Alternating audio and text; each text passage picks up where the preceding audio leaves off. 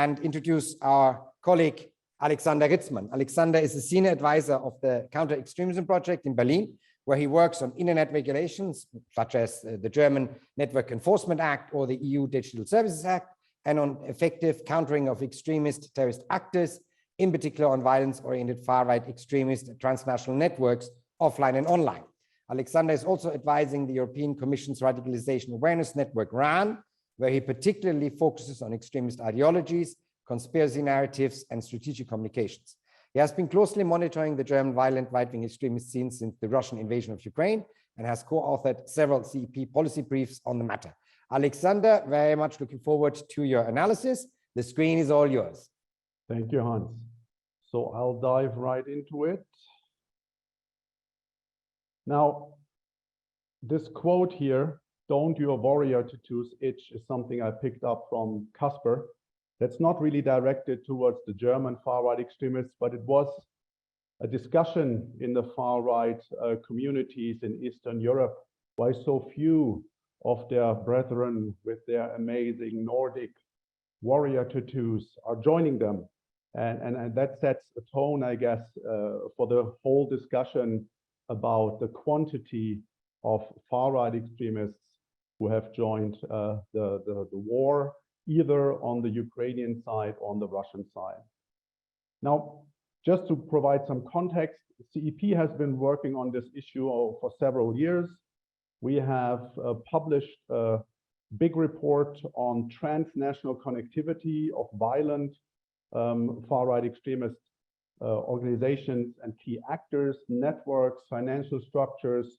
And there we also highlight the Azov movement and its role in their international department, so to say, but also their infrastructure for training foreigners, but also the Russian imperial movement and Legion doing basically the same thing. So for anyone who's interested in that, that's still on our website of CEP Germany.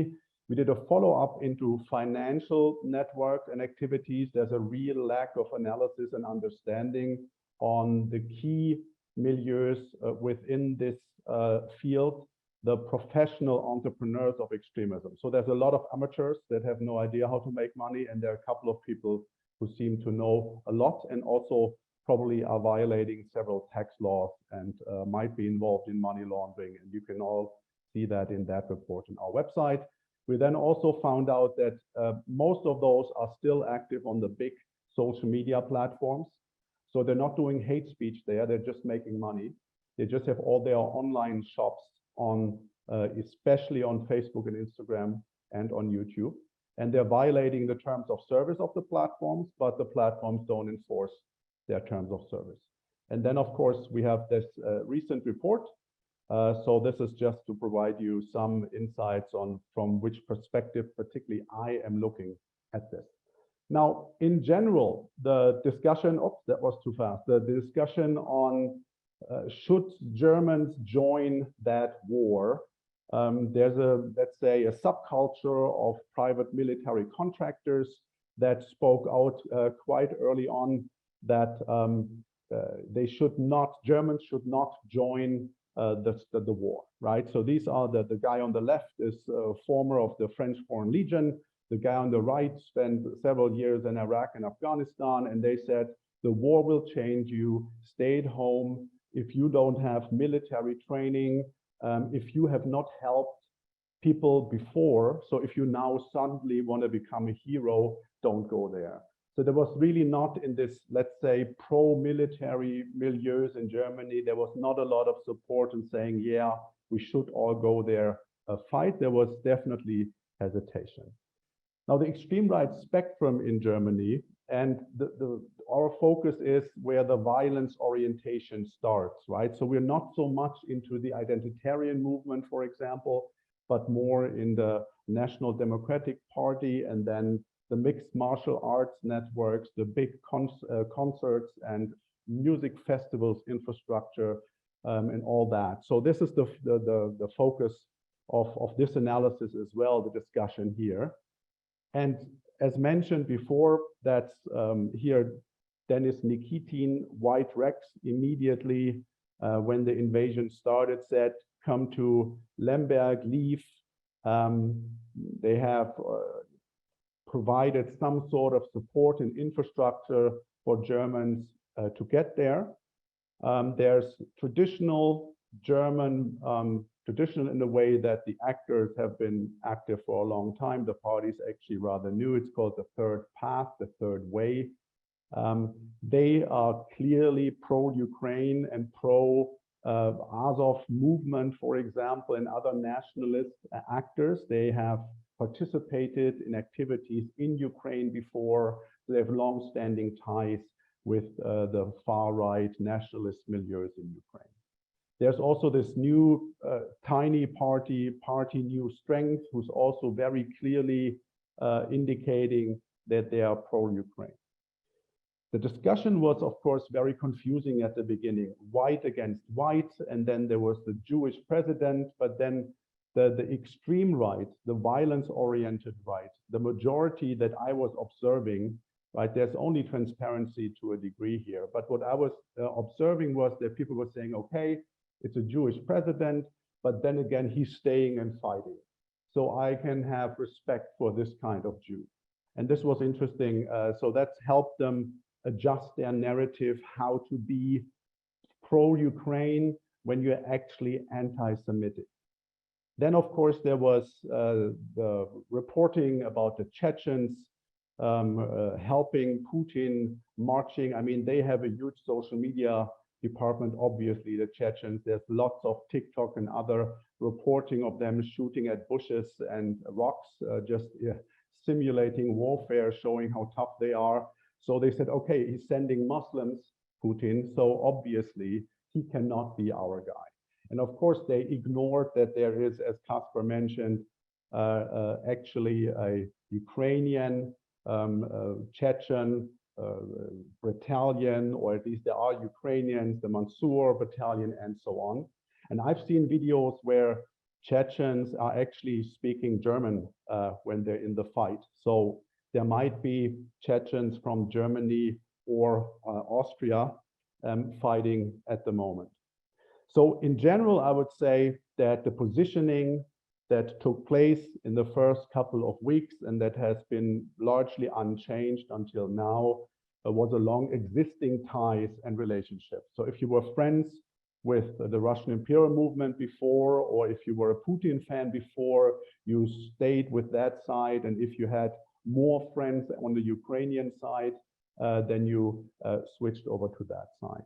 And there's also some, actually a quite significant segment that calls for neutrality and says we should not split up, because there's a lot of actually threats going on within the far right spectrum here to people who support Putin, for example. They're being threatened by people who support Ukraine. So there's this discussion, we might be destroying the scene here, but so far this is only on social media, as I've not seen any real live violence or any kind of other activity indicating that there's real infighting between or within the scene. Now, how does that support look like? We have someone from the field of the identitarian movement who's embedded in a battalion. He does not disclose where exactly he is, and he does a combat diary. So he's a far-right radical extremist. I don't know the person, right? So they're not really clear about who he is, but there's regular reporting. On the bottom here, you see PC Records. That's the 20-year ongoing music dealership for extreme right music. And I took this picture to show how transnationally connected they are. Their estimated turnover per year at PC Records is between 600 and 800,000 euros. And that's really a significant key actor who is supporting Ukraine. We have the Third Way, that party I mentioned before, who have traveled to Ukraine several times to deliver armored gear, plates, for the chest plates, for example, delivering in this way to an Azov volunteer group. So this is not the regiment. They are not in contact with the regiment. They're in contact with the Azov movement and affiliated militants. Now, here again, we come back to white rags. White Rex, some of you will know it, maybe the longest running transnational mixed martial arts focused network in Europe and beyond. Russian guy, Denis Nikitin, real name seems to be Kasputin, is behind this with a large network, deeply connected with Germans and others. So this is what they used to do, mixed martial arts. When the war started, they said, we ask everyone to come, here's directions. There's clear indications that they were calling for people with military background to join them. This is from a few weeks ago from their Telegram channel. So they seem to have moved from mixed martial arts to, on the left, that's a sniper rifle. The other one is an assault rifle, and their commentary is a liberal nightmare. And this is Denis Nikitin with an NLAW anti-tank weapon, showing that he has access to these weapons. So there seems to be a transformation here from this specific group. They're just very transparent about it, from mixed martial arts to military equipment and approach. Of course, we have this Azov movement environment. I picked this logo because this is about hooligans and football fans, violent football fans, ultras, whatever, that post a lot of sympathetic information, and also some of them claim to be in this voluntary part of the Azov movement, not with the regiment. And then, of course, we have the Russian side. So that's a picture from the Russian Imperial Legion. That's their military arm, so to say, which is integrated or affiliated with the Wagner Group nowadays and the Rusic Battalion. And that's from one of the pro-Russian separatist Telegram channels, who says this is made up of far-right Russian and other European volunteers. And if you want to join them, you have to go to Rostov, right? So there's obviously the same thing happening. There's just basically very little to no research that I've seen on the movement to the Russian side. It's of course more difficult to get there than to go to Ukraine, but there's definitely something going on. Now, the militarization of White Rex is an interesting case study, because this is on the left, that's a screenshot from a video that Denis Nikitin has put out, where he's basically saying that yes, Ukraine, there's a Jewish president, and yes, there's gay parades and LGBTQ people, but that they have safe spaces to build the nationalist enclaves, communities. So they're saying everyone who's in doubt, everybody who thinks I don't want to fight for a Jewish president, still come here. You cannot do what we can do here in Germany or in France or somewhere else. So he is, in a way, promoting some sort of state building narrative that while it's not great being an extremist in Ukraine, it's better than in other places. And of course, White Rex, as I said, deeply connected with this transnational, professional, far-right extremist network. For example, Kampf der Nibelungen, that's again mixed martial arts. You see in the middle the White Rex t-shirts, they're sponsors of their events, and so on and so on. So this is something of significant concern, that transformation from big mouthing, that they're going to be big shots, to having access to military weapons and potentially combat experience. There's also left-wing radicals and extremists, just to show that side as well, with support from Germany. I don't know how many Germans have traveled there, but there's an ongoing logistical support similar to what others on the extreme right are sending to their brethren. They have their recruiting website that then directs you to the International Legion, but only if you fill out the questions about your ideological stance correctly. So they have a separate filter. They don't want to promote anyone. You have to be an anarchist to their liking. And this video I can highly recommend. You can find it on YouTube, Anarchists Against Putin. This is a bunch of different anarchists, Antifa fighters, who say the narrative that there's a neo-Nazi problem in Ukraine, a significant one, is bullshit. They're saying this is Russian propaganda. Russia always says that their enemies are either Nazis or terrorists to justify invasion. And of course, they have far-right extremists, but honestly, less than in other countries like Germany. So it's a very interesting perspective from the extreme left on the Russian propaganda narrative. Now, summary and observations. The number that is being published by the German government on how many Germans far-right extremists have left is in the mid 2 digits. It was around 40 in April. I have not seen an update, that are supporting either the Ukrainian side or the Russian side.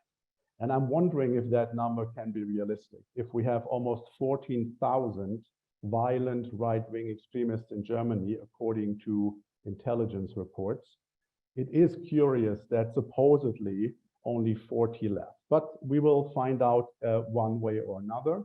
And important here is that a dozen, or that's also 2 or 3 months old information, a dozen or now more, I guess, right-wing extremists have already returned to Germany.